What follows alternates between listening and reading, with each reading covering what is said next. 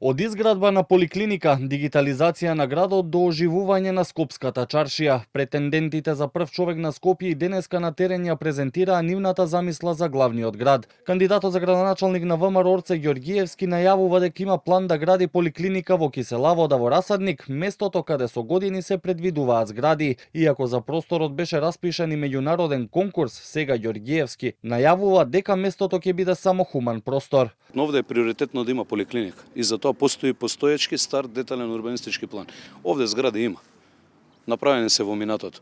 Овде треба хуманизација на овој простор. Доста беше од згради, доста беше од цивил и доста беше од бетон во Скопје. Па јас би рекол нема згради во Расадник.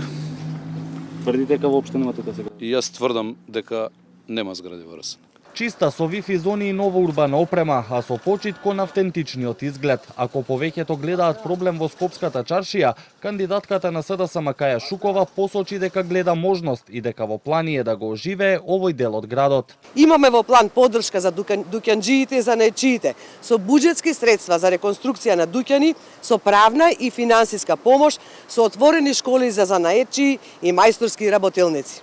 Исто така, имаме план за развивање дигитална платформа за туристи, јазични обележја, подобрена пешачка инфраструктура и европски културни рути. Дигитализација на град Скопје, сите услуги преку една апликација, најавува кандидатот на Левица Амар Мециновиќ. До неа би се стигнало преку надпревар за програмери, а победникот, чија апликација ќе се избере, да добие 50.000 евра. Градот ги нуди дигитално, но се распрскани на сите страни.